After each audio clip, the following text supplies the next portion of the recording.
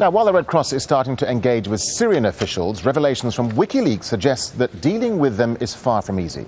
In a leaked 2009 diplomatic cable, the top US official in Damascus warned Washington that Syrian officials are notorious liars.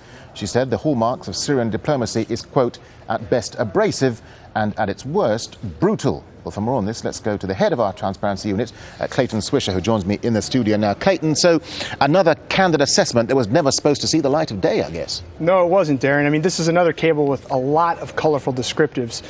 It was written as if the U.S. Embassy had put the Syrian government on the psychologist's couch to try and get inside its diplomatic mindset and understand what motivates it. It was written about 2 years ago at a time when the Obama administration was considering restoring full diplomatic ties. You'll recall in 2005, they downgraded those relations following the assassination of Rafiq Hariri. So the Chargé d'Affaires, the top U.S. diplomat, is writing back to the White House her assessment. She says to them, the Syrian officials at every level lie. They persist in a lie even in the face of evidence to the contrary. They are not embarrassed to be caught in a lie. While lower-level officials often lie to avoid potential punitive action from their own government, senior-level officials generally lie when they deem a topic too dangerous to discuss. So if that assessment by the Americans is accurate, Clayton, I mean, what kind of welcome do you think the ICRC will get in Syria? Because they're there now, today. Well, if it was indeed positive, as they say, they should consider themselves fortunate.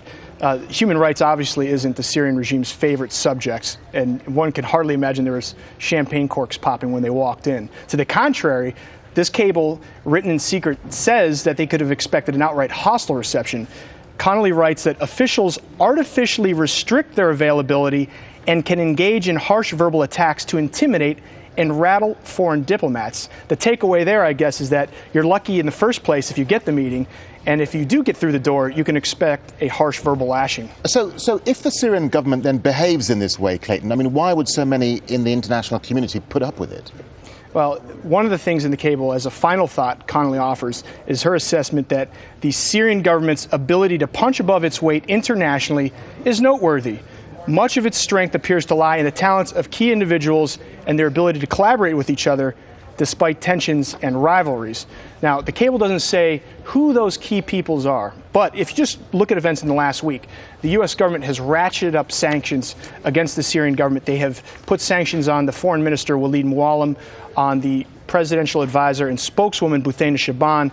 Clearly, these are the kinds of people that this cable was referring to as being the influencers of Syrian foreign policy, Darren. All right, Clayton, thank you very much.